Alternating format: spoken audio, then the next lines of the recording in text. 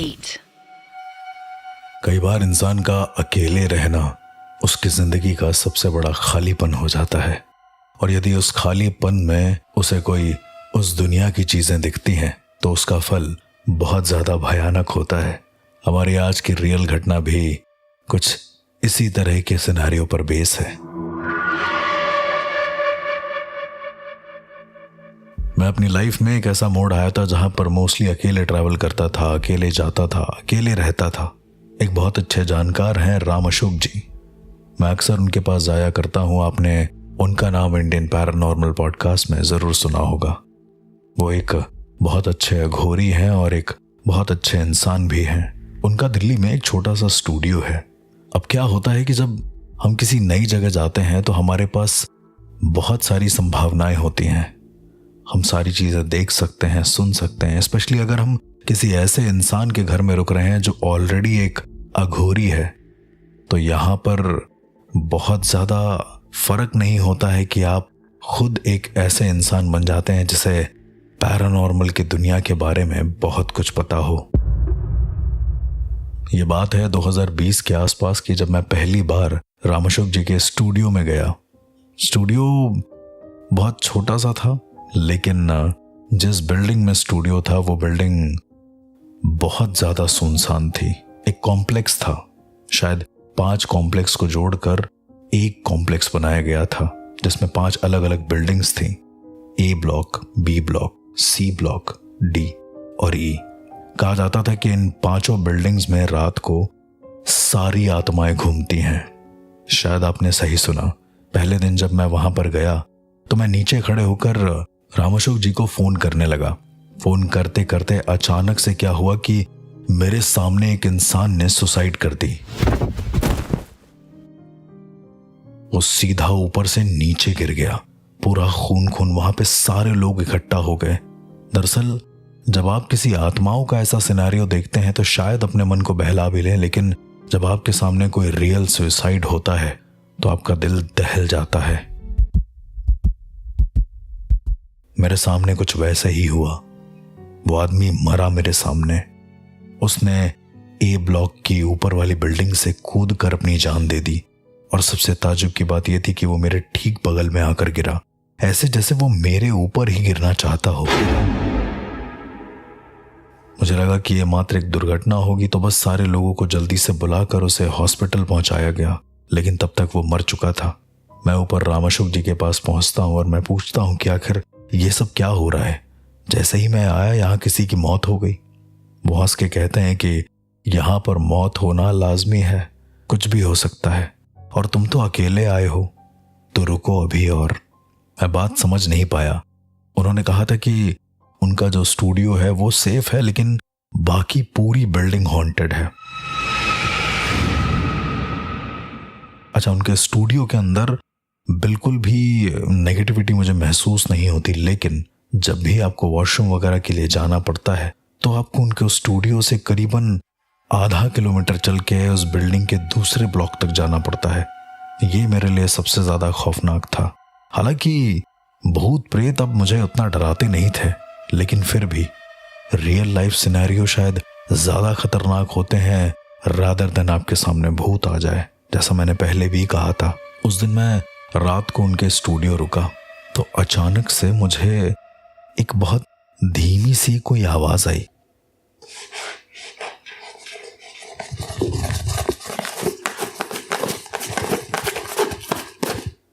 ऐसे जैसे कोई अपने नाखूनों से कुछ खुरच रहा हो।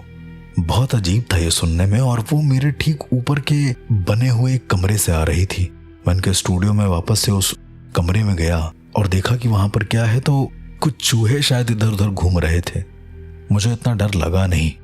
मैं वापस नीचे आया और सारी लाइटें बंद करके लेट गया। लाइटों के बंद करने के बाद अचानक से मुझे किसी के कुछ चबाने की आवाज आई।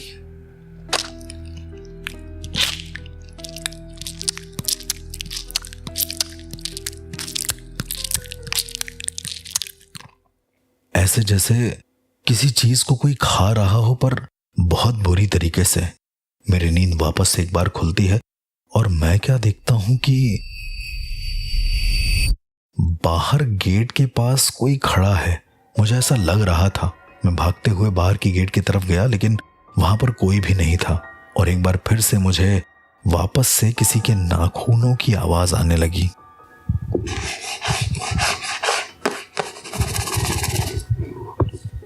आवाज फिर से ऊपर की तरफ से आ रही थी। इसके बाद मैं मुड़ा और सीधा ऊपर की ओर जाने लगा।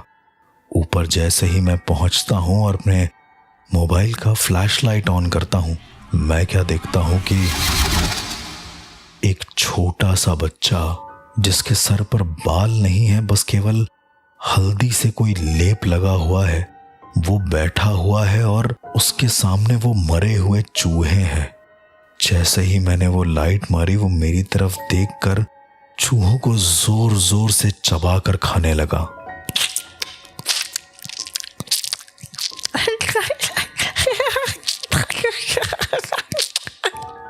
चबाने के साथ साथ वो हंसता भी जा रहा था। उसका चेहरा बहुत बहुत ज्यादा भयानक लग रहा था। मुझे लग रहा था कि शायद ये यहाँ पर गलती से आ गया है, लेकिन एक बच्चा एक चूहे को कैसे खा सकता है। मैंने वापस से फ्लैशलाइट नीचे करी और एक बार और मारी तो वहां पर कोई भी नहीं था, बस चूहों के खून के निशान जरूर थे, ऐसे जैसे उन्हें कोई खींच कर एक कोने में ले गया हो। मैं तुरंत ऊपर से नीचे उतरता हूं और राम अशोक जी को कॉल करता हूं। संजोग की बात यह थी कि उस वक्त किसी ने फोन उठाया नहीं। उनका स्टूडियो मैं अकेले छोड़कर जा नहीं सकता था और अब मेरे पास रुकने के अलावा कोई चारा नहीं था। मेरे दिमाग में यह आ रहा था कि मैं क्यों ना ध्यान करूं अपने गुरुदेव का और एक बार ये देखने की कोशिश करूं कि आखिर ये सब हो क्या रहा है। जैसे ही मैं ध्यान करने बैठा, मुझे ऐसा लगा कि बहुत सारे चूहे मेरे ऊपर घूम रहे हैं। मैंने आसपास देखा तो कुछ भी नहीं था। थोड़ी देर में मेरे कान में एक आवाज आती है,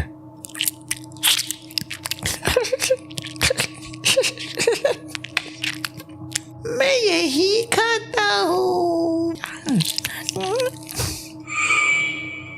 मुझे साफ साफ उस बच्चे के चूहों के खाने की आवाज समझ में आ रही थी, लेकिन मैं कुछ कर नहीं पा रहा था।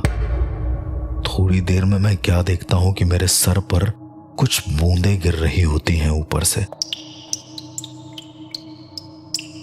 शायद कुछ लीकेज हो रहा था, लेकिन जब मैं ऊपर देखता हूं तो मैं क्या देखता हूं कि खून की बूंदें मेरे मुंह पर गिरने लगी हैं लगातार। और वो खून किसी और का नहीं, उन चूहों का ही था जो शायद ऊपर वाले फ्लोर से रिस कर सीधा मेरे ऊपर गिर रहा था। मैं अपना मुंह पोंछकर वहां से जैसे ही हटता हूं, मैं क्या देखता हूं कि किसी के दोनों पैर और दोनों हाथ से चलने की आवाज आती है।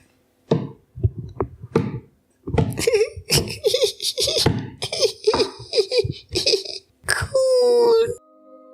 मुझे ऐसा लग रहा था कि उस खून के लिए कोई बच्चा है जो चल कर आ रहा है। मेरी गेट की तरफ झांकने की हिम्मत भी नहीं हुई थी। थोड़ी देर और मैं बैठा रहा तो मैं क्या देखता हूं कि एक छोटा सा बच्चा जिसकी उम्र वही करीब 2 साल रही होगी, वो पूरा हल्दी से पुता हुआ था, ऐसा जैसे उसके ऊपर किसी ने हल्दी लगा रखी हो। और वो धीरे धीरे चलते चलते उस रूम में आ गया जिस रूम में मैं बैठा हुआ था, और मेरे सामने वो खून को चाटने लगा।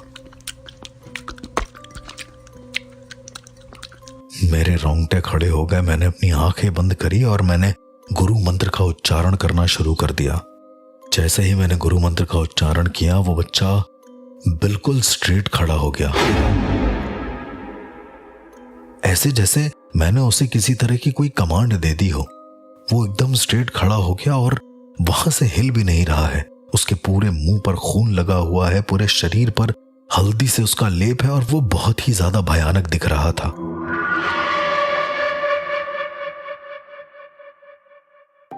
मैंने गुरु मंत्र का उच्चारण जारी रखा और मैं क्या देखता हूं कि मेरे गुरु मंत्र के उच्चारण के साथ साथ वो बच्चे ने अपने हाथ जोड़ लिए हैं, ऐसे जैसे वो मुझे नमस्कार करना चाह रहा हो।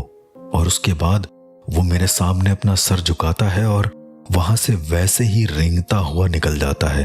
मेरा पूरा शरीर मानो सूख चुका था। ये सारी घटना को देखने के बाद ऐसे लग रहा था जैसे अब मैं इस दुनिया का हिस्सा हूं ही नहीं।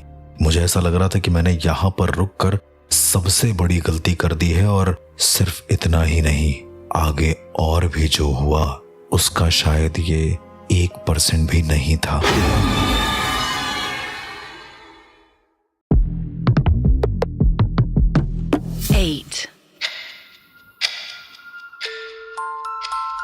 एक ऐसी सुनसान जगह जहां पर आप पहले कभी नहीं गए हैं, एक ऐसे इंसान जो कि परम अघोरी हैं, और आप उनके एक ऐसे स्थल पर रह रहे हैं, एक ऐसे काम करने की जगह पर रह रहे हैं जहां पर हजारों आत्माएं मौजूद हैं, लेकिन आप उससे पूरी तरीके से अनजान हैं। मैं राम अशोक जी के स्टूडियो आ गया था कुछ समय के लिए रहने के लिए, पर शायद उनके स्टूडियो में आना मेरे लिए बहुत ज्यादा भयानक भी हो सकता था। उस रात जब मैं वहां पर रुका था तो मुझे एक बच्चा हल्दी से सना हुआ खून पीता हुआ मुझे दिखा। शायद वो किसी जानवर को मार के खा रहा था उनके स्टूडियो के फर्स्ट फ्लोर पे। मैंने अपने गुरु मंत्रों का उच्चारण किया तो वो बिल्कुल नतमस्तक होकर वहां से चला गया। मुझे लग रहा था कि ये सब चीजें जो हो रही हैं ये बिल्कुल आम हैं, पर ये आम थी नहीं। Welcome to the real ghost encounters with RJ Arsh. मैं उस जगह पर रुका तो था, लेकिन मेरा दिल अभी भी नहीं मान रहा था कि यहां पर सब कुछ सही है। वो बच्चा वहां से चला गया, खून के निशान अभी भी वहीं पर थे। ऐसा लग रहा था कि वो बच्चा फिर से उस खून को छूने के लिए आएगा, पर वो बच्चा मेरे सामने नतमस्तक होकर क्यों गया, वो भी मेरे गुरु मंत्रों के सामने। मुझे लगा कि हो ना हो कुछ ना कुछ तो यहाँ पर पॉजिटिविटी मौजूद है, जिसके जरिए शायद मैं बच गया हूं, या शायद मेरी जिंदगी किसी तरीके से मेरी हो चुकी है। मैं सोचता हूं कि मुझे ज्यादा देर यहाँ ना रुककर बाहर अगर मैं निकल जाऊं तो शायद मेरा थोड़ी देर के लिए दिमाग सही हो जाए। मैं बाहर गया, गुरु मंत्र का उच्चारण करते करते मुझे किसी भी तरह की कोई भी दिक्कत नहीं लगी। उसके बाद मैंने सोचा कि मैं जाकर फ्रेश हो लेता हूं, तो मैं वॉशरूम की तरफ जाने लगा। वॉशरूम करीबन आधे किलोमीटर पे था, तो मैं धीरे धीरे चलते चलते पहले ब्लॉक ए से ब्लॉक बी में गया, ब्लॉक बी से ब्लॉक सी में, और ब्लॉक सी से ब्लॉक डी में। सबसे अजीब बात यह थी कि ब्लॉक डी में किसी भी तरह की कोई भी लाइट नहीं थी, पर पानी वहां बराबर आ रहा था। बाकी किसी भी एरिया में, किसी भी बिल्डिंग में पानी ठीक से आ नहीं रहा था। तो मैंने ब्लॉक डी को ही चूज करा और मैं वहां फ्रेश होने के लिए गया। वॉशरूम में सेंसर्स लगे हुए थे, जिससे आप जैसे ही कदम रखते हैं लाइट अपने आप जलने लगती है। मैं कदम रखता हूं, लाइट जलती है, और उसके बाद मैं जैसे ही फ्रेश होने के लिए बढ़ा वो लाइट अपने आप बुझ गई। वो सेंसर दरअसल कुछ देर के लिए ही काम करते हैं, वही करीबन 5 सेकंड के लिए। मैं फ्रेश होकर जैसे ही पीछे मुड़ता हूं तो मैं क्या देखता हूं कि सेंसर की जो लाइट्स हैं वो बहुत तेजी से फ्लिक करने लगती हैं, लगातार।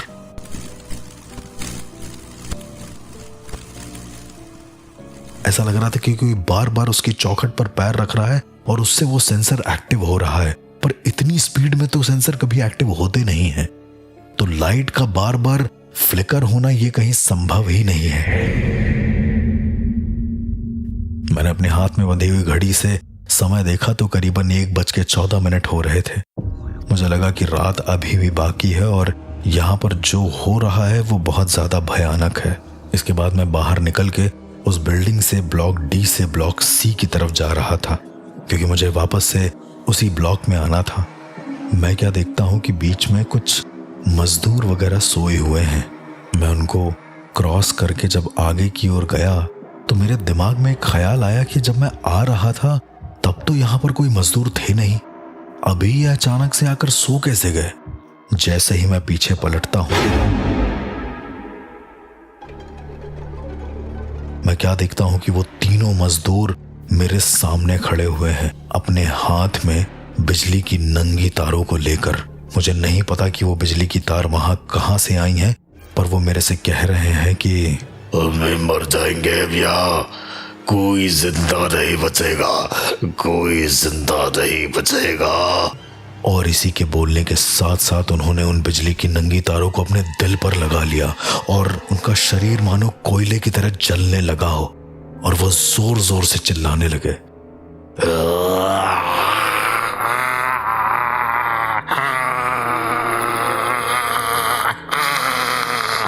उस खाली बिल्डिंग में उनकी चीख मानो ऐसे गूंज रही थी जैसे मेरा दिल अभी निकलकर बाहर आ जाए।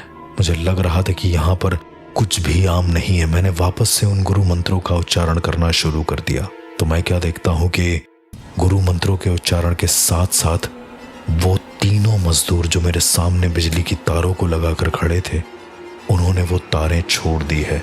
अब मेरे सामने 3 पूरे के पूरे जले हुए शरीर खड़े थे जो शायद कुछ कहना चाह रहे हों।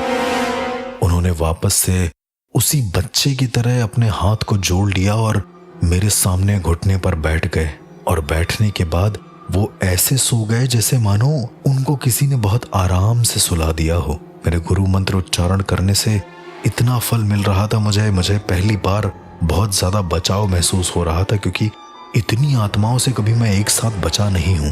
इसके बाद मैं स्टूडियो की तरफ आ रहा था तो मैं क्या देखता हूँ कि जो कबूतर हैं वो जग रहे हैं। वहां पर एक्चुअली बिल्डिंग में बहुत सारे कबूतर भी थे जिन्होंने अपना घर ऊपर कहीं टाल पर बना लिया था और वो कबूतरों की आवाज बड़ी अजीब सी थी।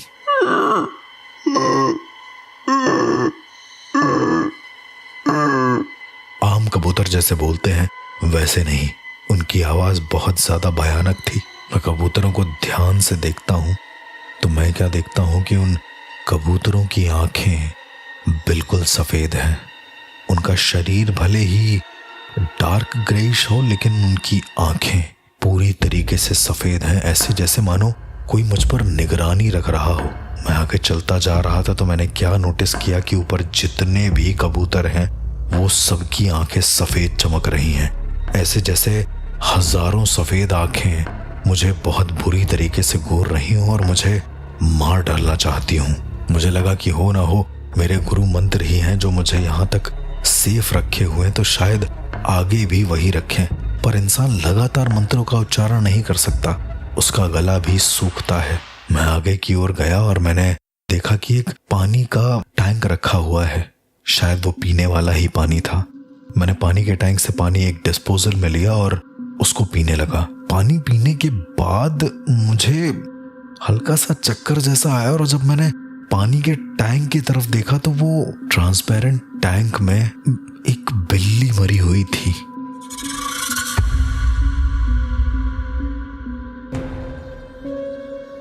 जो शायद बचने की कोशिश कर रही थी पर बच नहीं पाई थी, और वो मरी हुई बिल्ली का पानी मैं उस डिस्पोजल में लेकर पी गया था। पर जब मैं आया था तब तो यहाँ पर कुछ भी नहीं था। मैंने तुरंत उस गिलास को फेंका और वहां से भागकर स्टूडियो की तरफ गया। जब मैं वहां से भाग रहा था तो मुझे ऐसा लग रहा था कि मेरे साथ 1 नहीं 2 नहीं करीबन 12-15 लोग एक साथ भाग रहे हों। इसके बाद मैं भागते हुए सीधा अपने उस स्टूडियो में पहुंचा और अपना गेट लॉक करके अंदर की ओर चला गया। जैसे ही मैं गेट लॉक करता हूं, मुश्किल से 1 मिनट भी नहीं बीते होंगे, अचानक से बाहर गेट में किसी के खटखटाने की आवाज आती है।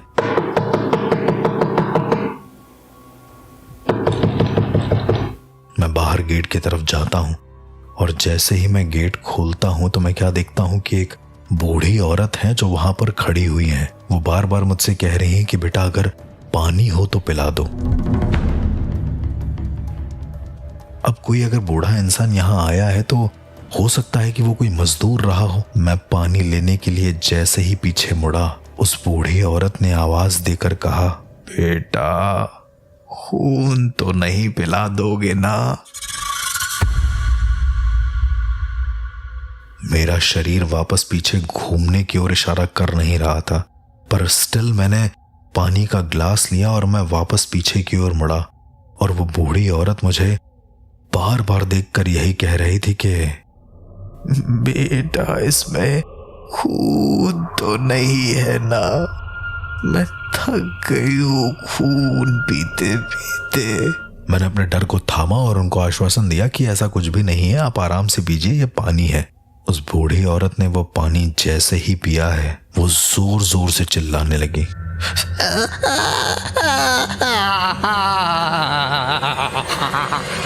वो चिल्लाते हुए जमीन पर गिर गई है और जोर जोर से तड़पने लगी है, ऐसे जैसे उसको मैंने कोई जहर पिला दिया हो।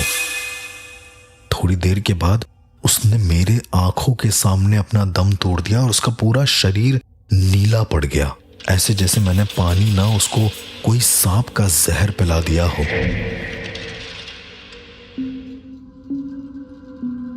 मुझे लगा शायद मैं गुरु मंत्र बोलूं और जिस तरीके से सारी आत्माएं धीरे धीरे अपने रियल फॉर्म में आकर जिंदा होकर नतमस्तक होकर गई थी, शायद ये बूढ़ी औरत भी कर ले। मैंने गुरु मंत्र का उच्चारण करना शुरू किया तो मैं क्या देखता हूं कि उस बूढ़ी औरत के मुंह से लगातार खून बहने लगा। उसके अंदर का जितना खून था शायद उसने सबका सब उगल दिया होगा। और इसके बाद वो बूढ़ी औरत उठ के आगे की बिल्डिंग्स की तरफ जाने लगी बिना मुझसे बात किए, और वो बार बार यही कहने लगी कि खून तो कोई नहीं पिलाएगा ना, खून तो कोई नहीं पिलाएगा ना, खून तो कोई नहीं पिलाएगा ना, खून तो कोई नहीं पिलाएगा ना। ये सब बोलते बोलते वो बिल्कुल आगे चली गई कि तभी अचानक से मेरे कान में एक आवाज आई। हर्ष, हर्ष, क्या सोच रहे हो कि ये सब सच्चाई है या भ्रम?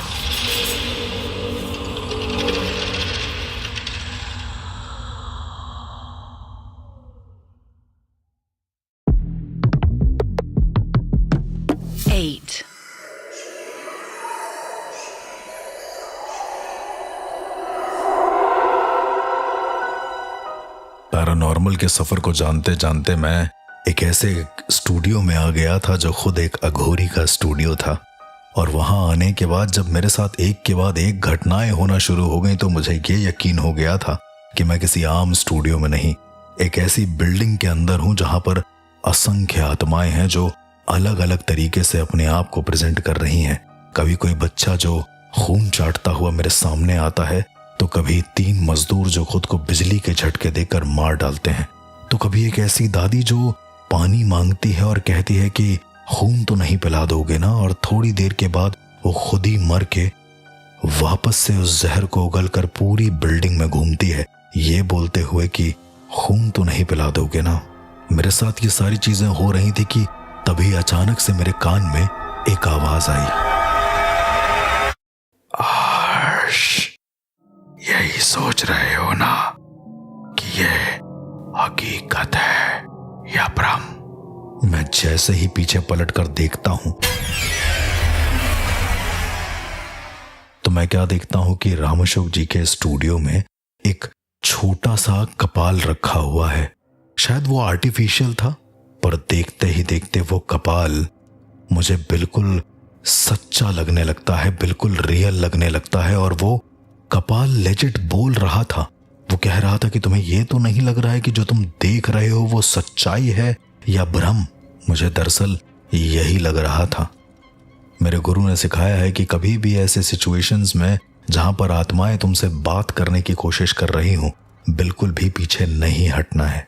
तो मैं वहां से पीछे हटा नहीं और 2 कदम उस कपाल की ओर बढ़ा दिया और मैंने कहा कि मुझे जानना है कि आखिर ये सब हो क्या रहा है, आखिर तुम हो कौन?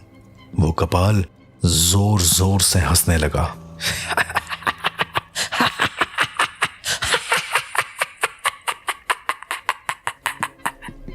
तुम्हें ये जानना है कि मैं कौन हूं? मैं हूं एक कपालिक। मुझे मेरी आंखों पर विश्वास नहीं हो रहा था कि मैं खुद एक कपालिक के स्कल से बात कर रहा था, जो बोल रहा था, जो जिंदा था। मैंने अपने गुरु मंत्रों का उच्चारण जैसे ही करना शुरू किया, वो कपालिक के स्कल में अपने आप एक दिया जल उठा। शायद वो दिया पहले से ही उसके मुंह में था। उस दिए की रोशनी पूरे कपाल में अच्छी तरीके से फैल रही थी। और मुझे साफ दिख रहा था कि उस कपाल के अंदर कोई आंखें हैं जो लगातार मूव कर रही हैं। सारी लाइटें बंद हो चुकी थीं और अब उनके स्टूडियो में सिर्फ वो कपाल था जिसके मुंह में दिया जल रहा था, और मैं जो उस कपाल से बात करने की कोशिश में लगा हुआ था। मैंने पूछा कि आखिरकार तुम यहां पर आए कैसे? वो कपाल कहता है, 10 साल की उम्र में तुम्हारे बाबा का देहांत हुआ था। 15 साल की उम्र में तुम दीक्षित हुए थे और अब तुम यहां खड़े हो। वो जितनी चीजें बोल रहा था दरअसल वो सारी की सारी सच्चाई थी। मुझे अपने कानों पर यकीन नहीं हो रहा था कि मेरी ऊर्जाओं को ब्लॉक करने के बाद भी कोई मेरी एनर्जीज को पढ़ कैसे सकता है। और ये कपालिक का स्कल, जबकि इसके आसपास कोई भी ऐसा तांत्रिक मौजूद नहीं है, ये बोल कैसे रहा है? तो क्या ये राम अशोक जी का सिद्ध किया हुआ कपालिक का स्कल है जो लगातार बोल रहा है? मुझे कुछ भी नहीं समझ में आ रहा था। थोड़ी देर के बाद अचानक से मेरा फोन बजता है। कॉल राम अशोक जी का होता है और मैं जैसे ही कॉल उठाता हूं मैं उनसे कहता हूं कि यहां पर ये सारी घटनाएं हो रही हैं राम अशोक जी, आखिर मैं करूं तो क्या करूं? और सब मेरे गुरु मंत्र से चुप हो जा रहे हैं। आखिर ऐसा क्या है मेरे गुरु मंत्र में, और आखिर ऐसा क्या हो रहा है जो ये सब घटनाएं मेरी आंखों के सामने हो रही हैं, वो भी इतनी रात को? राम अशोक जी हंसे और कहने लगे कि तुम ये सब जो देख रहे हो ये साधारण एक्सपीरियंस नहीं है। तुम्हारे गुरु मंत्र ने तुम्हें ताकत दी है कि तुम इन सारे दर्द को, इन सारी घटनाओं को समझ सको, जान सको, ताकि तुम्हें पता चले कि कितने सारे दर्द और कितने सारे अनंत संभावनाओं के लोग यहाँ पर मर चुके हैं, जिनकी हजारों इच्छाएं आज भी अधूरी हैं। तुम्हें समझना पड़ेगा अर्श, और यदि तुम्हारे गुरु मंत्र से कोई बच रहा है तो इस भ्रम में मत रहना, वो बस अपनी कहानी दिखाकर वहां से जा रहे हैं। और यदि तुम्हारे पास वो गुरु मंत्र नहीं होता तो आज तुम जिंदा नहीं होते मुझसे ये बात करने के लिए। मैंने उनसे पूछा कि तो फिर ये कपाल क्या है, ये जो मेरे बारे में सारी सच्चाई बता रहा है? राम अशोक जी ने कहा, वो कपाल वार्ताली की क्रिया है, बोलने दो उसको। वो जो बोल रहा है वो सच बोलेगा। एक कपालिक के स्कल को मैंने ही अपने कब्जे में किया था। मैं सुनकर दंग रह गया कि राम अशोक जी ने एक कपालिक के स्कल को अपने कब्जे में कर लिया है और वो बोल रहा है और वो उनकी बात मानता है। राम अशोक जी ने तुरंत उधर से एक आवाज लगाई, रजा। उन्होंने क्या बोला वो मुझे समझ में तो नहीं आया, लेकिन जैसे ही उन्होंने ये बोला वो कपाल बिल्कुल शांत हो गया। उन्होंने मुझसे कहा कि अब रात भर मुझे कोई भी दिक्कत नहीं होगी, मैं आराम से सो जाऊं। मैं वही गुरु मंत्रों का उच्चारण करते हुए आराम से वहां पे सो गया। इसके बाद अगले दिन मुझे अपने घर वापस आना था, तो जब मैं वहां से निकल रहा था तो मैंने क्या देखा कि रास्ते में कुछ लोग बात कर रहे थे। वो शायद काम वाले आंटी की बात कर रहे हों। उन्होंने बताया कि काम वाले आंटी की मौत करीबन 2 हफ्ते पहले पानी ना मिलने की वजह से हो गई थी और उनकी बॉडी पूरी रात बिल्डिंग में पड़ी रही थी। उसके अलावा जब मैं नीचे गया तो कहीं ना कहीं से मुझे ये बातें सुनने को मिल ही रही थी। 2 लोग और आपस में बात कर रहे थे कि जिस तरह से 3 मजदूर मरे हैं उस तरह से और मत मरो, बिजली के झटके आगे भी लग सकते हैं। मुझे बड़ा ताज्जुब लगा कि जिन सवालों का जवाब मुझे जानना था, मुझे एक एक करके उनके बारे में पता लगता जा रहा है। पर वो बच्चा जो चूहे खा रहा था वो कौन था, वो मेरे दिमाग में बस गया। मैंने राम अशोक जी से भी पूछा कि आखिरकार वो बच्चा था तो कौन था। वो मुस्कुरा दिए और उन्होंने कॉल पर कुछ नहीं बताया। मैं वहां से चला गया और घर जाने के बाद मेरे दिमाग में कई सारे सवाल थे जो शायद जानने जरूरी थे मुझे। मैंने राम अशोक जी को फोन किया और उनसे पूछा कि क्या वो आत्माएं कभी वहां से मुक्त नहीं होंगी। तो राम अशोक जी कहते हैं कि कभी कभी कुछ आत्माएं खुद से ये डिसाइड करती हैं कि उन्हें कहाँ रहना है और कहाँ नहीं रहना है। तो शायद इन सारी आत्माओं ने इस बिल्डिंग को ही अपना घर समझ लिया है।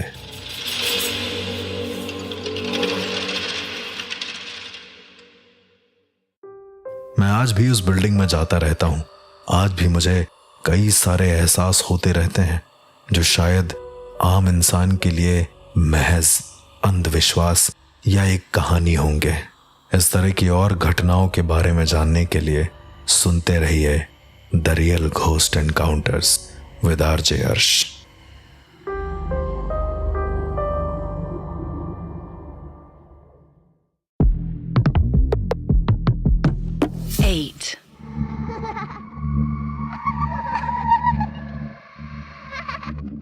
इस दुनिया में दो तरह के लोग एग्जिस्ट करते हैं। एक वो जो आत्माओं पर यकीन करते हैं और दूसरे वो जो उन्हें बिल्कुल नहीं मानते।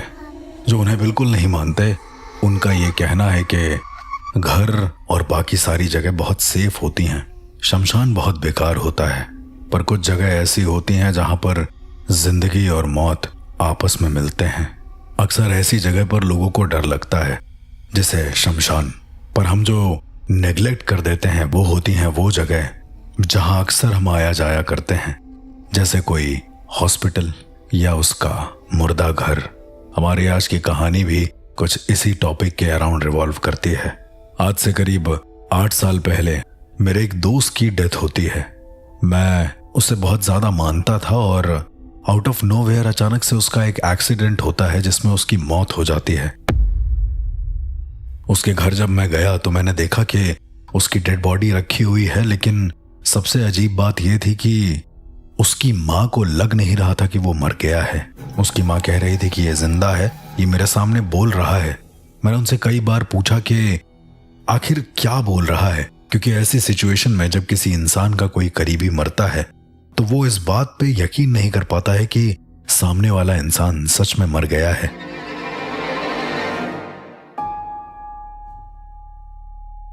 मैंने उनकी माँ से पूछा कि आखिर आपको क्या हो रहा है, तो वो कहती हैं कि सत्यम अभी मरा नहीं है, सत्यम जिंदा है। सत्यम मुझसे खाना मांग रहा है हमेशा की तरह, उस चौखट पर खड़ा है। मैं क्या देखता हूं कि सत्यम की बॉडी के पैर जिस तरफ होते हैं उस तरफ एक दरवाजा है जो शायद किसी दूसरे कमरे की ओर खुलता है। उधर साइड पर कुछ अजीब सी हलचल हो रही है, लेकिन मुझे एग्जैक्ट नहीं दिखता है कि क्या है। मैं उनकी माँ से पूछता हूं तो उनकी माँ कहती है कि मेरा बेटा यहीं खड़ा हुआ है, तुम देख सकते हो तो उसे देखो और उसे बोलो कि यहां से ना जाए। सबसे अजीब बात तब हुई जब मैंने उनसे पूछा कि उसके आगे वो क्या कह रहा है। उनकी माँ ने कहा कि वो कह रहा है कि वो अपने शरीर में वापस नहीं जा पा रहा है, किसी तरीके से वो मर गया है, उसका अभी समय नहीं था, इसलिए वो हमेशा भटकेगा। आमतौर पर मेरे गुरु द्वारा दी गई दीक्षा से मैं आत्माओं को देख सकता हूं, लेकिन वहां पर मैं उसकी आत्मा को महसूस तक नहीं कर पा रहा था। बस इतना लग रहा था कि कोई तो है जो खड़ा हुआ है। मुझे ऐसा लगा कि मरने के बाद जो आत्माएं आसपास होती हैं ये उनमें से ही एक होगा। इसके बाद मैंने अपने दोस्त के फेस को ध्यान से देखा तो मुझे ऐसा लग रहा था कि वो मंद ही मंद मुस्कुरा रहा है, ऐसे जैसे वो कुछ कहना चाहता हो। खैर थोड़ी देर के बाद उनकी माँ फेंट हो जाती हैं और उसके बाद उस डेड बॉडी को हम ले जाकर शमशान में जला देते हैं। अंतिम क्रिया करने के दौरान मुझे एक वही धुंधली सी हलचल फिर से नदी के पास दिखती है, ऐसे जैसे वहां पर कुछ है पर मैं उसे देख नहीं पा रहा हूं। मुझे लगा कि शमशान में हजारों आत्माएं होती हैं तो शायद ये भी उनमें से एक ही होगी। मैं वापस जाने लगा तो किसी ने मेरा पैर जोर से पकड़ लिया। मैं जैसे ही पीछे मुड़कर देखता हूं तो वहां पर कोई नहीं होता है। कई बार ऐसा कहा जाता है कि जब शमशान में कोई आपको बुलाए या आवाज दे तो आपको पीछे मुड़कर नहीं देखना चाहिए, पर मेरा तो किसी ने पैर पकड़ा हुआ था। वो देखने के लिए मैं पीछे पलटा और जैसे ही मेरी नजर मेरे दोस्त के चिता पर गई, मैं क्या देखता हूं कि मेरे दोस्त की चिता के आगे मेरा दोस्त वहीं खड़ा हुआ है। वो उसकी आंखों में आंसू हैं और वो मुझसे बार बार इशारों में ये कह रहा है कि उसे वापस से शरीर में जाना है। वो हर बार अपने हाथ से उस कपड़े को हटाने का इशारा कर रहा था, लेकिन मैंने ध्यान नहीं दिया। मुझे लगा कि शायद ये कोई ब्रह्म आत्मा है जो मुझे बार बार बहला रही है। खैर, मेरे दोस्त की ये चीजें उस दिन के बाद से बहुत कम हो गई, क्योंकि उसके बाद उनकी माँ ने ऐसा कुछ रिएक्ट नहीं करा। मेरे दोस्त के घर में सत्यम, उनकी माँ, उनकी बहन और एक छोटी बच्ची और थी, और उनके पापा थे। 3 दिन के बाद मुझे क्या खबर मिलती है कि उनके जो पापा हैं उनकी भी मौत हो गई है। अब सबसे ताज्जुब की बात यह था कि किसी एक घर में लगातार 2 मौतें होना, वो भी 3 दिन के अंदर, ये बहुत ही ज्यादा खतरनाक था। पर उनके पापा की मौत आम मौत नहीं, उनके पापा ने सुसाइड कर लिया है। उनका शव फंदे पर लटका हुआ था और बहुत बुरी तरीके से ऐसा लग रहा था कि किसी ने उनके हाथ को पीछे मोड़ दिया है। पुलिस उनकी बॉडी को लेकर पोस्टमार्टम हाउस चली गई और उसके बाद उनके घर में चूंकि ज्यादा बड़े लोग नहीं थे करने वाला, तो सारा काम मैंने ही किया। उनकी माँ ने रोते हुए मुझसे कहा कि इनकी मौत का पता लगा लेना। मुझे लग नहीं रहा है कि इनकी मौत आम मौत है। होता है ना कि या तो किसी के घर में कोई हादसा हो जाए तो वो इंसान पागल हो जाता है, या इतना ज्यादा सीरियस हो जाता है कि आप अपनी रियलिटी भूल जाएं। उनकी माँ जिस इंटेंसिटी के साथ मुझसे ये बात कह रही थी, मैं बिल्कुल उस बात से मुकर नहीं सकता कि मेरे रोंगटे खड़े हो गए थे।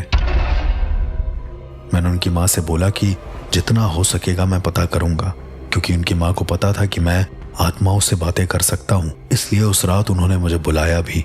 मैं उनके पास गया और मैंने उनसे कहा कि देखिए, मैं ये प्रोसेस कर तो जरूर रहा हूँ, पर उनकी बॉडी अभी भी मुर्दा घर में है, तो सबसे बेहतर होगा कि मैं वहां जाऊं और वहां के लोगों से मिलूं। उनकी माँ नहीं मानी और मैंने वहां पर आत्मा के आवाहन की क्रिया करी। पता तो कुछ नहीं चला, बस इतना ही पता चला कि उनके पिताजी, जब उनका बेटा खत्म हुआ था तो उसके करीब 3 घंटे के बाद वो उसी शमशान में वापस गए थे।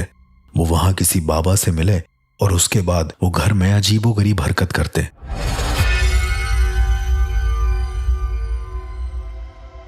जिन दिनों में सत्यम खत्म हुआ था, वो घर में आते और सारे भगवानों की मूर्ति को तोड़ देते।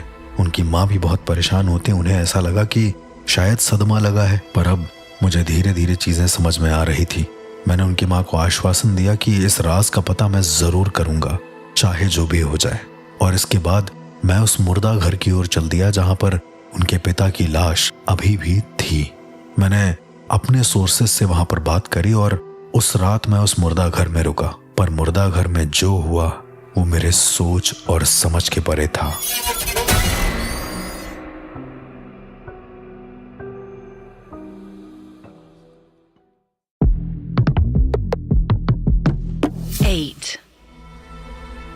मेरे दोस्त की मौत के बाद मैं बिल्कुल परेशान हो गया था, क्योंकि उनकी माँ को बार बार मेरे दोस्त की आत्मा दिख रही थी। पर सबसे ज्यादा ताज्जुब की बात तब हुई जब मेरे दोस्त की मौत के ठीक 3 दिन के बाद उनके पापा का देहांत हो गया। सबसे अजीब बात यह थी कि उनके पापा ने फांसी लगाई थी और उनके दोनों हाथ पीछे की ओर अकड़े हुए थे, ऐसा जैसे किसी ने जानबूझकर उनका हाथ पकड़कर पीछे कर दिया हो। उनकी माँ, मेरे दोस्त सत्यम की माँ ने मुझसे कहा था कि मुझे इनकी मौत के पीछे की वजह जाननी है, चाहे जो भी हो जाए। उस रात मैंने उनके पिताजी का आवाहन भी किया, पर अब बारी थी उस जगह पर जाने की जहां पर इनके पापा की लाश थी, यानी हॉस्पिटल का मुर्दा घर, जो शायद मेरी जिंदगी की सबसे ज्यादा खौफनाक रातों में से एक थी। मैं उसी रात उस मुर्दा घर की ओर निकल गया। वहां पर मैंने अपने लोगों से बात करी और उस रात मुझे उस मुर्दा घर में रुकने की परमिशन मिल गई। ये रात मेरे लिए शायद बहुत ज्यादा अजीब होने वाली थी, इसका मुझे अंदाजा नहीं था। वहां काम करने वाले दादा से मैंने पूछा कि आखिर यहां पर इतना सन्नाटा है क्यों, और क्या और कोई वर्कर नहीं है क्या? तो वो दादा ने कहा कि बेटा, मेरे अलावा यहाँ कोई नहीं रहता। मैं समझ नहीं पाया और मैंने उनसे कहा कि आपको यहाँ काम करे हुए कितना साल हो गए, क्योंकि मेरे दोस्त रोहित ने मुझे यहाँ पर भेजा है। रोहित दरअसल उस हॉस्पिटल का मैनेजर था और उसने ही मुझे उस मुर्दा घर में रुकने की परमिशन भी दी थी। तो बाबा कहते हैं कि उन्हें यहाँ काम करते हुए 20 से 25 साल हो गए हैं। मैं शायद आता नहीं था ज्यादा मुर्दा घर की ओर, इस वजह से मुझे पता नहीं था। मैंने उनसे आज आई हुई डेड बॉडीज के बारे में पूछा तो उन्होंने एक पूरी लिस्ट दे दी जिसमें करीबन 50 से 60 लोग थे। वो हॉस्पिटल उस एरिया का बहुत बड़ा हॉस्पिटल था, इस वजह से इतनी सारी लाशों का वहां पर आना जाना होता रहता था। चूंकि मुझे उनकी डेड बॉडी को एक बार देखना था, ठीक से ऑब्जर्व करना था कि कहीं कोई तंत्र क्रिया तो नहीं करी गई है, इसलिए मैंने उन बाबा से कहा कि मुझे अगर वो उस मुर्दा घर में ले जाकर बॉक्स नंबर 48 के पेशेंट को अगर देखने देंगे तो शायद मैं थोड़ी सी चीजें समझ पाऊं, थोड़ा और क्लियर हो पाए। काफी बार उससे बोलने के बाद वो बाबा मुझे अंदर ले गए। उन्होंने मुझसे कहा कि यहाँ पर किसी भी चीज को छूना मत। मैंने बिल्कुल वैसे ही किया। बॉक्स नंबर 48 जो पूरी उनकी ड्रॉर थी उसको खोला गया तो उसमें सत्यम के पापा की डेड बॉडी लेटी हुई थी।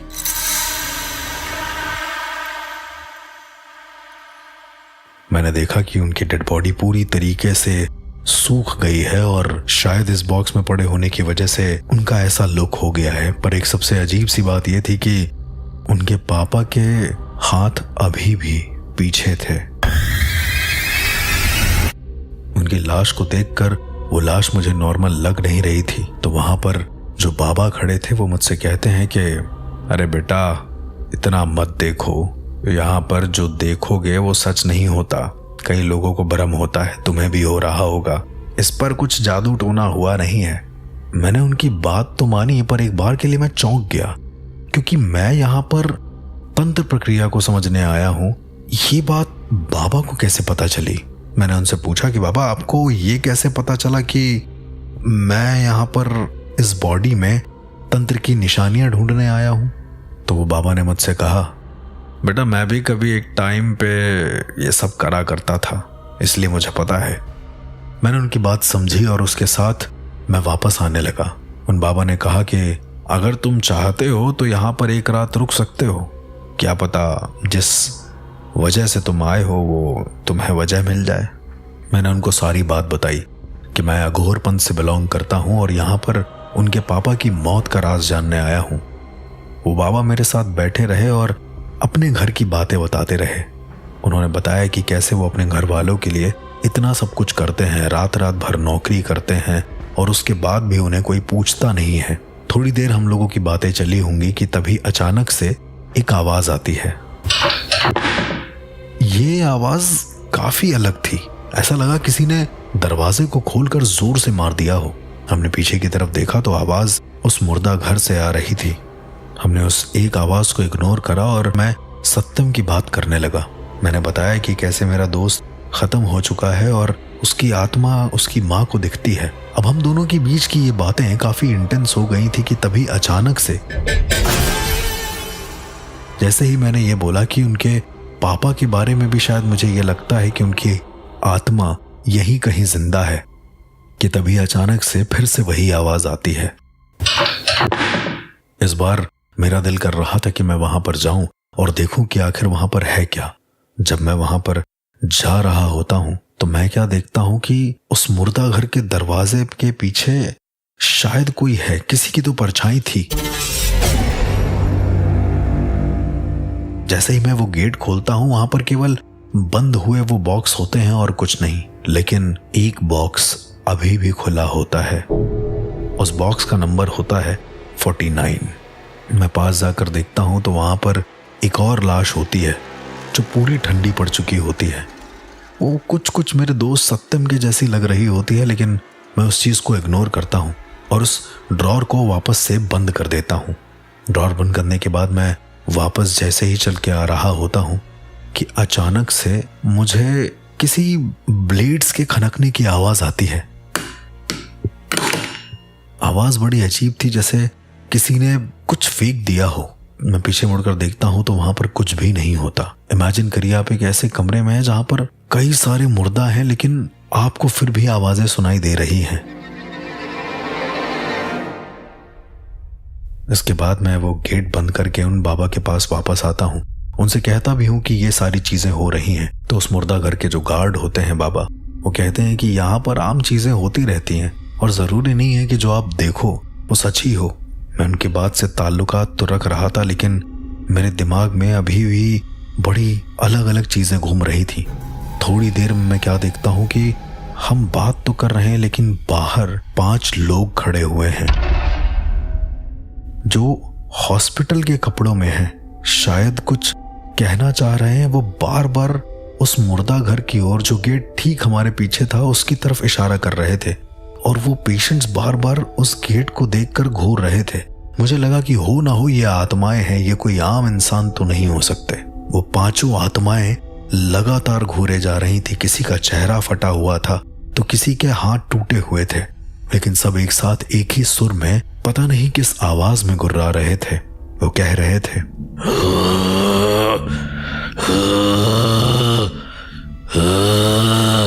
जितनी देर में मैं उनको देखता वो बाबा ने चिल्लाकर कहा कि जाओ चलो यहां से, और उसके बाद वो सारे पेशेंट अपने हाथ नीचे करके वहां से चले गए। मेरे सामने जब मैंने पूछा कि बाबा ये सब कैसे करा आपने, तो मुझे उस मुर्दा घर में सिर्फ उनकी हंसी के अलावा कुछ नहीं सुनाई दिया।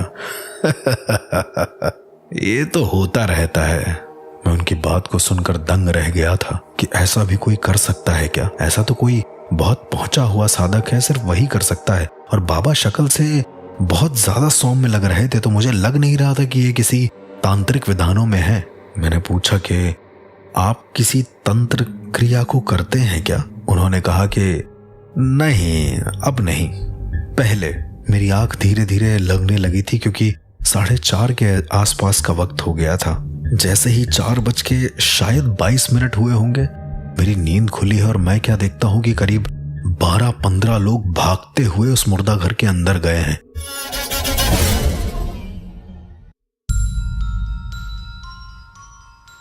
मैं उनके पीछे पीछे जाता हूं तो खिड़की से मैं क्या देखता हूं कि सब एक एक करके अपने अपने बॉक्सेस में जा रहे हैं और मुझे बार बार वही आवाज आ रही है।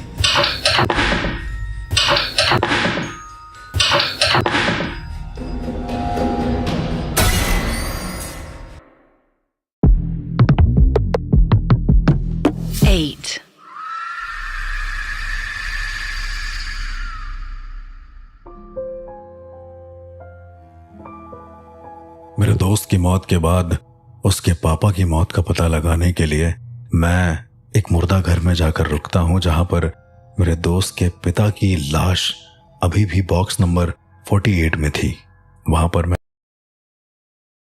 एक बाबा से मिलता हूं जो वहां के गार्ड होते हैं और वो मुझे बताते हैं कि इस तरह की घटनाएं यहां पर होती रहती हैं। बहुत ज्यादा अजीबोगरीब घटनाओं के साथ मेरा वहां पर सामना होता है।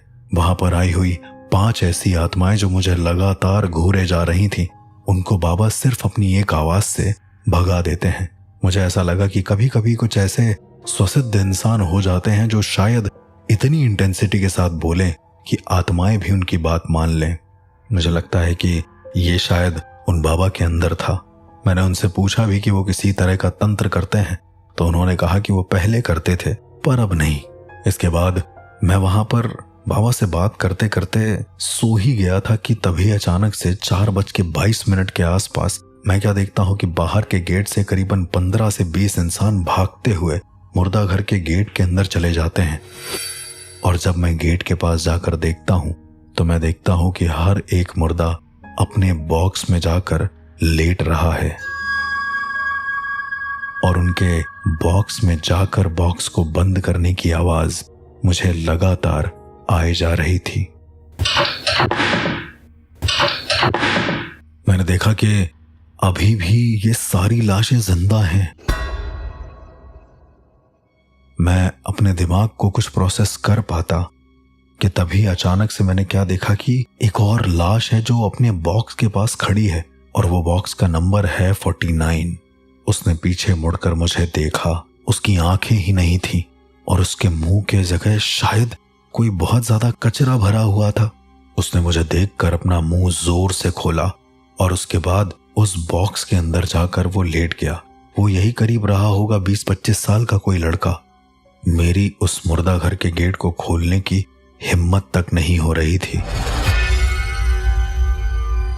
जैसे ही मैं पीछे मुड़ा वो बाबा मेरे सामने खड़े थे।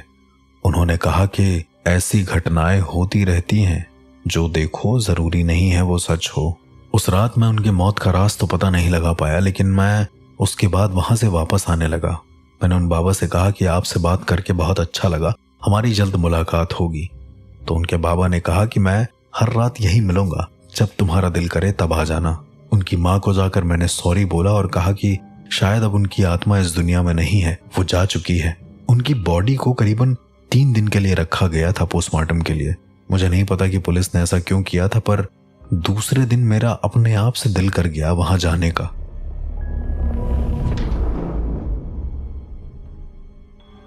उनकी मां ने तो शायद ये मान लिया था कि उनके पति इस दुनिया में नहीं है, पर मेरा दिल एक कहीं ना कहीं ये तलाश रहा था कि शायद वो मुझे मिल जाए।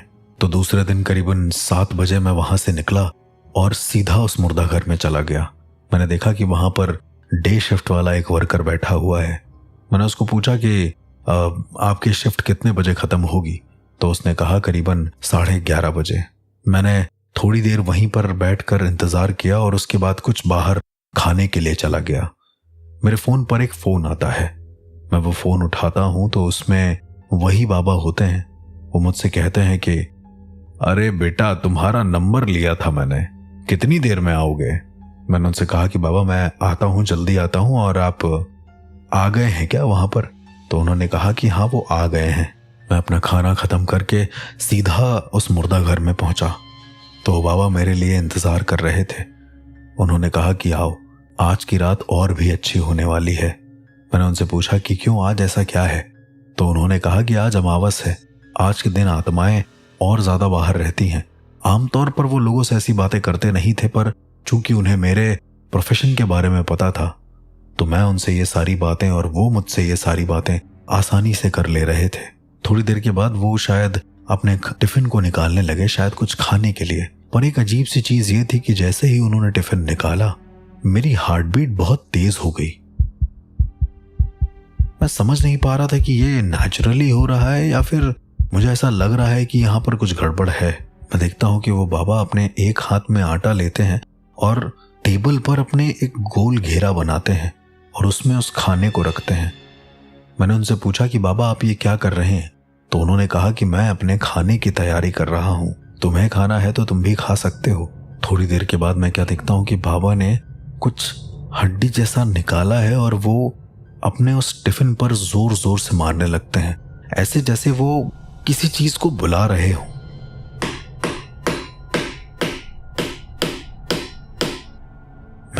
मैंने फिर से उनसे पूछा कि बाबा आखिर आप ये क्या कर रहे हैं? तो बाबा ने कहा कि अपने खाने का इंतजाम कर रहा हूं। मैं उनके पास जाकर खड़ा हो गया और मैंने उनको बोला कि आप टिफिन दिखाइए, क्या लाए हैं, मैं भी खाना चाहता हूं। तो बाबा ने कहा कि मैं टिफिन खोल देता हूं, पर मैं जरा फ्रेश होकर आता हूं, तुम खाओ तब तक, ये रोटी रखी है और इस टिफिन के अंदर सब्जी है। मैंने उनसे पूछा पर आपने ये आटे का घेरा क्यों बनाया? उन्होंने कहा कि बुरी आत्माएं यहां पर ना आए, इस वजह से अन्न को मैंने फैला दिया है। मैं उनकी बात को समझ गया और मैंने उनके जाने के बाद उस टिफिन को खोला तो मैं क्या देखता हूं कि उस टिफिन के अंदर किसी की 2 कटी हुई साबुत उंगलियां पड़ी हुई हैं। और ये सबसे ज्यादा भयानक था मेरे लिए, क्योंकि जैसे ही मैं उन उंगलियों को देखता हूं अचानक से पीछे से फिर से वही आवाज आती है।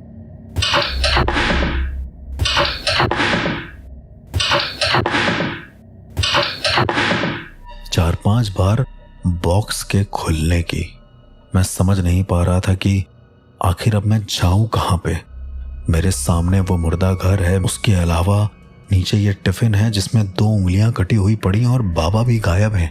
मैंने उस टिफिन को तुरंत बंद किया और दूर उठा के फेंक दिया। मैं उस मुर्दा घर के गेट की ओर धीरे धीरे जाने लगा कि तभी अचानक से मैं क्या देखता हूं कि किसी के सीटी की आवाज मेरे कानों में आती है। सीटी बड़ी अजीब सी थी और जैसे ही मैं पीछे पलटा मैं क्या देखता हूं कि मैंने जहां पर वो टिफिन फेंका हुआ था उस टिफिन से वो उंगलियां नीचे गिरी हुई थीं और उस उंगली को एक करीबन 35 से 40 साल का इंसान शायद खा रहा था। मैं उसका चेहरा अंधेरे में दूर से देख नहीं पाया। मेरे पास अब 2 ऑप्शन थे, या तो पीछे से आ रही उन आवाजों को जो लगातार आ रही थी कॉफिन के खुलने की, या तो उन आवाजों की तरफ जाता या फिर मैं उस इंसान की तरफ जाता जो उंगली खा रहा था। मैंने मुर्दा घर के गेट की ओर ना जाकर उस इंसान की तरफ जाने का सोचा कि तभी अचानक से पीछे से आकर उन बाबा ने मेरा हाथ जोर से पकड़ लिया और उन्होंने मुझसे कहा, जो भी यहाँ पर देखो वो सच नहीं होता। तुमसे कितनी बार कहा है उधर बिल्कुल मत जाना, वो आत्माएं तुम्हें अपनी तरफ बुलाने का इशारा कर रही हैं। और मैं ये जो लाया था ये उन आत्मा का खाना लाया था ताकि मैं उन्हें बहला सकूं, यहाँ तक बुला सकूं। मैं कुछ समझ नहीं पाया कि आखिर बाबा ने अचानक से ये सब क्यों करा।